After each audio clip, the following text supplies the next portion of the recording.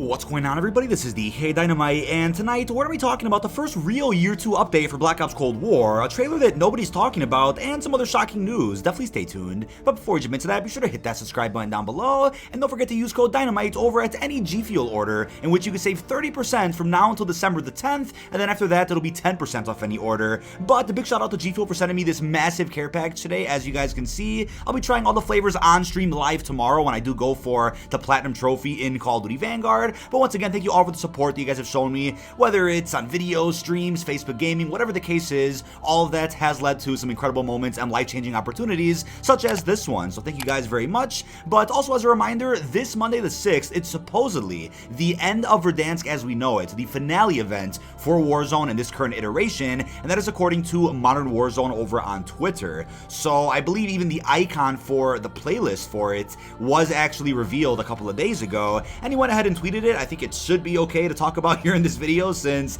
he's of course part of the press now, and I'll be streaming that event of course, as well as the release of Caldera 24 hours early for Vanguard owners this Wednesday the 8th, along with whatever else comes to multiplayer and zombies. So quite a bit to stream this week. Hopefully we see you guys there live, but marketing for Season 1 should of course start at some point this Monday with the blog post and full gameplay trailer. We'll talk more about Vanguard Season 1 later in this video. Now you've probably noticed there aren't any new bundles in Black Ops Cold War, since I believe all of them have released that were promised for Season 6, and also according to COD Tracker. Without a doubt, and according to rumors, more bundles will be dropped in Black Ops Cold War randomly throughout 2022, similar to the few bundles that did release for Modern Warfare 2019 after Cold War was already out. I think we had a couple, maybe around 3 to 4 bundles dropped for Modern Warfare over the last 8 months or so. I'm sure the same will happen for Black Ops Cold War. But a couple of days ago, I did post a video, which is linked down below, talking about all unreleased content that we know of so far from Cold War, which may also randomly drop at some point in 2022. It could be some bonus remasters or additional content that they just didn't have time to polish before Vanguard came out. So if you guys want to check that out, once again, the video is down below. And also, by the way, you can actually win money while playing Warzone over at Players Lounge.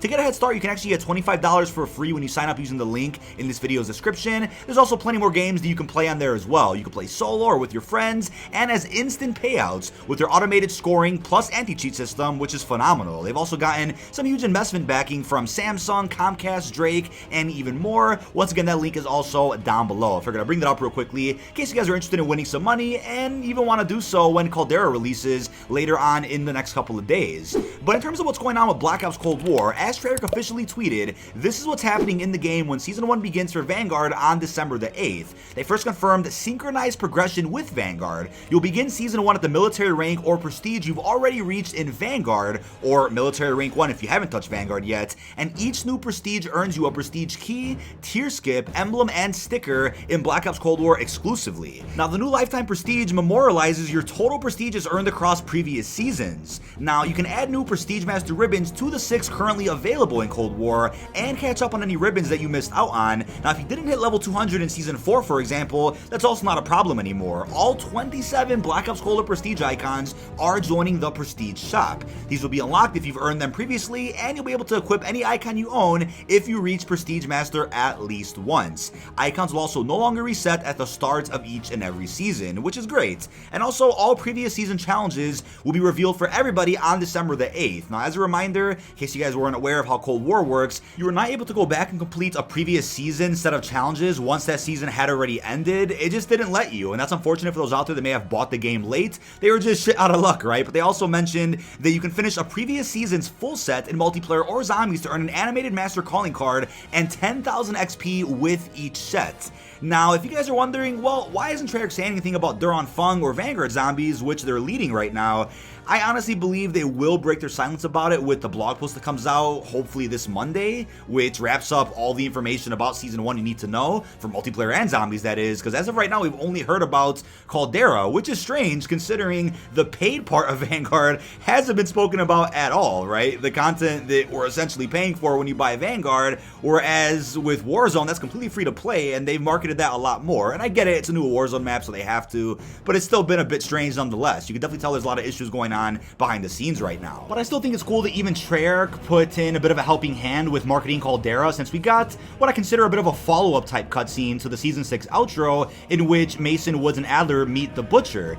And I'm even curious if at some point throughout the Vanguard life cycle, in an upcoming cutscene, maybe once, the Butcher's narration is over, since right now it appears he's narrating the story of Caldera to Mason and his crew, I'm wondering if we'll end up seeing our Cold War characters pop up in a Vanguard DLC cutscene. It kind of signifies, the story of Caldera is over, and then I'll move on to a different focus for the Vanguard story. How funny would it be if, Cold War and Treyarch all together are going to end up carrying the DLC story in a way for Vanguard? That would be pretty funny. I was even thinking that the Season 6 outro for Cold War would end up exploring kind of the opening events of Black Ops 2's campaign, where Woods is captured by Menendez. Maybe we would have gotten a Menendez cameo at one point. Maybe plans have changed, but it would be cool if we still get more Cold War cutscenes throughout 2022. Unless they're saving that for a Cold War sequel or something that comes out in 2023, we'll just have to wait and see. Keep in mind, in the cinematic archive for Cold War, the Pacific cutscene is labeled as the Vanguard Handoff Part 1.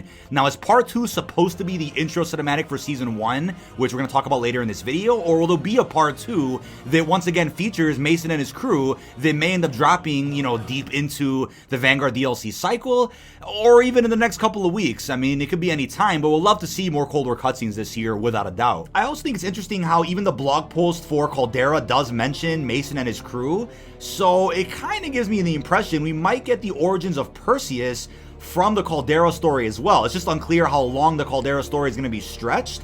Will it just be in Season 1 because it's the main focus of the season itself, as a new Warzone map?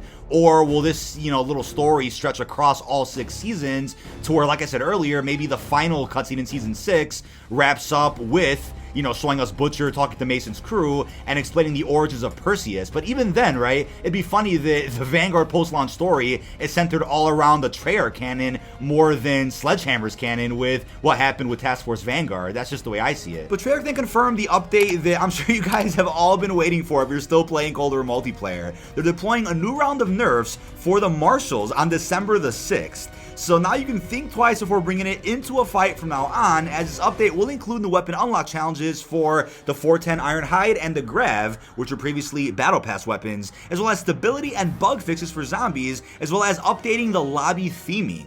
So, with that being said, looking at the Marshals first, they reduced damage range from 3.81 meters to 3.68 meters, increased damage drop-off when fired beyond 3.68 meters. They've also fixed the Dragon's Breath attachment, which now has minus 5% effect with the fire rate. They increased damage range penalty from minus 25% to minus 35%.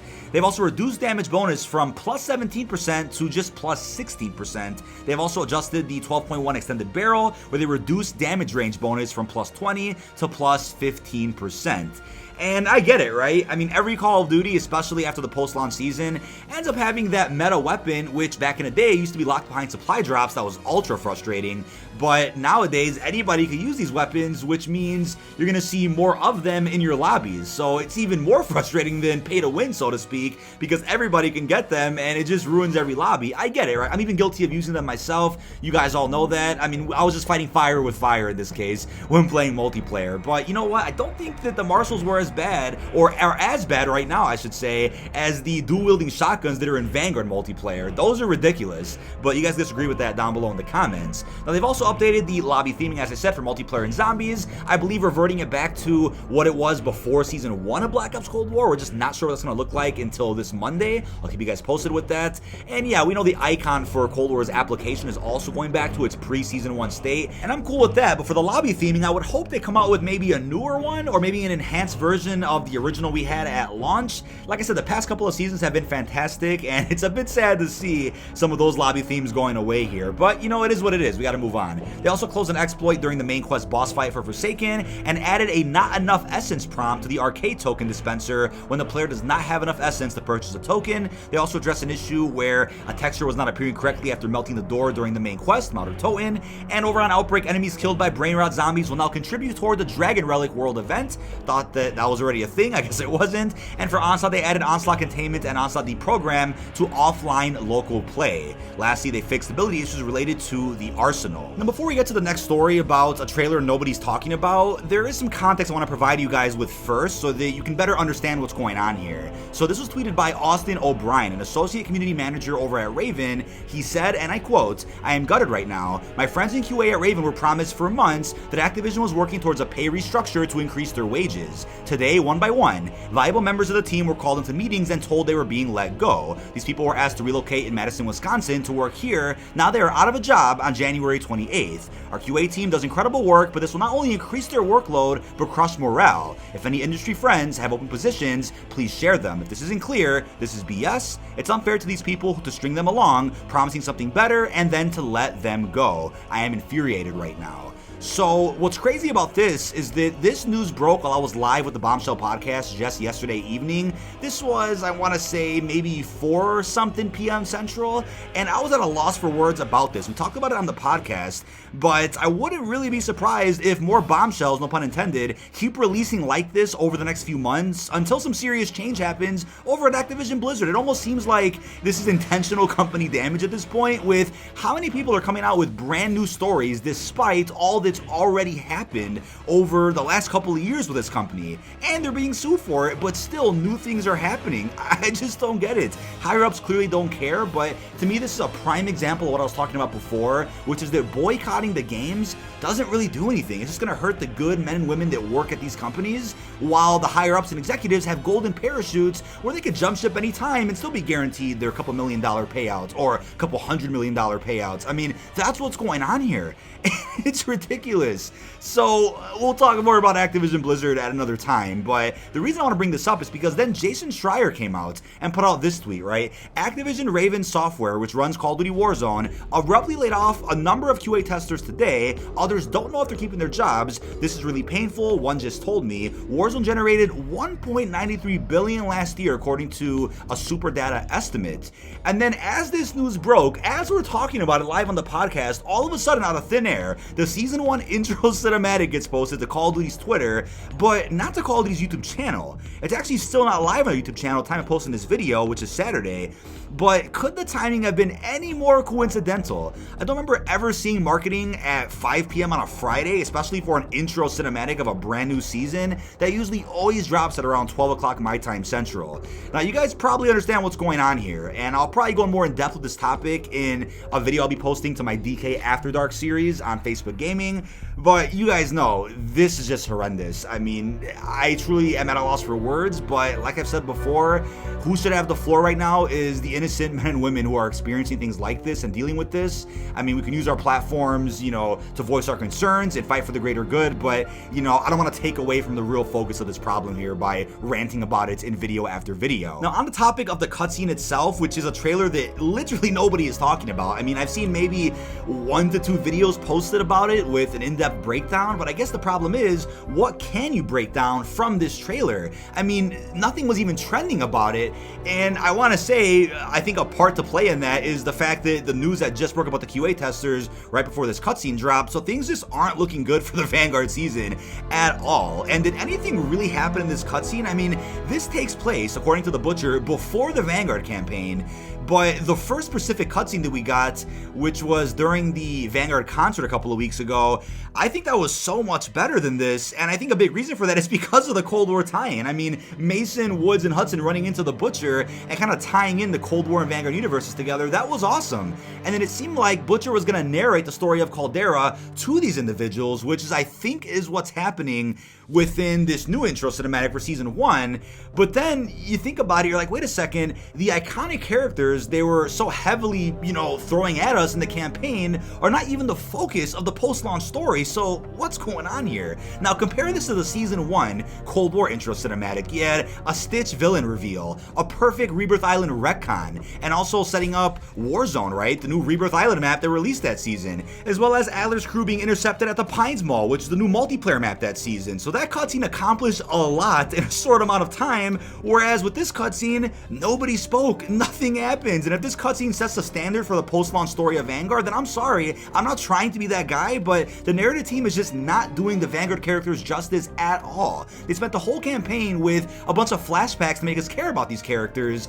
and, you know, Kingsley himself says, you know, we are the Vanguard, the birth of the first special task force. So I'm like, okay, I get what they're doing here, but then when they mention that Caldera takes place before the Vanguard campaign, it's like, are they pulling a Dead of the Night here, where we're all of a sudden just gonna see, you know, a cameo of the Vanguard crew later in the post-launch story, and we're supposed to be celebrating that? We're supposed to be excited about that? Is that what we're building towards? You know, telling the story backwards? I don't get that. I mean, first of all, who even is the Butcher? We know he was in World War II 2017, and he's the same character here in Vanguard, so I guess that ties both games together, but he wasn't even in the Vanguard campaign, not even as a cameo, and I still don't understand that. So I'm like, okay, if they're gonna have him be like the forefront character with the post-launch story, I'm on board with that, I respect it.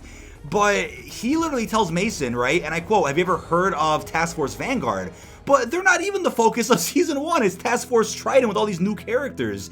And how are we supposed to get on board with caring about the characters if they didn't even speak? You know, it kind of sets up a bit of a cliffhanger with what Butcher finds in that little underground tunnel or whatever, but we're not going to find out about that until, when? The Season 1 outro in like 2 months from now? I just don't get what's going on here. So I'm just at a loss for words with what direction they're going in with this post-launch story. It seems like they've taken all the wrong pointers from Infinity Ward on how to do a game, how to do a post-launch story, and didn't look at what Treyarch did at all with Black Ops Cold War, which in my opinion fixed a lot of problems that I saw within Modern Warfare 2019. The post-launch story is one of them. I mean, if you guys can really comment down below and tell me everything that happened in the Modern Warfare post-launch story, and then tell me that that is better than the post-launch story we had in Cold War, you know, I'd be shocked, because I just don't see anybody can stand behind that. So again, we're still very early in the post-launch cycle of Vanguard, so anything could happen at this point. They can turn everything around in the next season or two, but if this is the start and this sets the bar for what to expect, then I'm at a loss for words. I don't know how you guys are feeling, let me know down below in the comments. But to kind of add on to that, other gaming scoopers are claiming that any early Season 1 gameplay that was planned for either Caldera and multiplayer, that's either been canceled or postponed, but they haven't heard much about that in a little while. I believe what was going to happen is they were going to set up a bit of a capture event right around the time when all the Activision employees got sent home a couple of days early before Thanksgiving break, before all the news broke about the new cases with Bobby Kotick and Activision Blizzard. I believe they were going to either fly creators out or have them play remotely, and something may have happened, right? Maybe the mess going on has affected their marketing plans for Vanguard Season 1. Like I said earlier in the video, I just think it's crazy that although Caldera has been marketed quite a bit, maybe not as much as you would think, we haven't heard anything about, or seen anything to be exact, about the paid part of Season 1, which is Vanguard multiplayer and Vanguard zombies. I know the DLC is free, but you still have to pay for the game first, so they're probably saving all that for Monday or Tuesday at the latest, and they're probably backed up right now because they weren't in the office for, what, 10 days straight, so a lot is going on right now. I just think it's crazy how they're sending out magic balls and stream decks despite all the major corporate issues going on. So much of their response has been tone deaf in my opinion, and I'm honestly still surprised that they're partnering more with celebrities than actual content creators for Vanguard, as it seems, despite everything going on behind the scenes. It's just a really weird environment to look at right now when it comes to Call of Duty as a whole, and the future is really unknown. But that is about it. This has been dkdynamite. Leave our thoughts down below in the comment section. What are your thoughts on the first real update coming to Year 2 of Black Ops Cold War, as we're going to call it? What are your thoughts on the trailer that nobody's really talking about? That's the intro cinematic for Season 1. And also, what are your thoughts on the other shocking news regarding Raven QA? Really hope you've enjoyed, and peace out, everybody.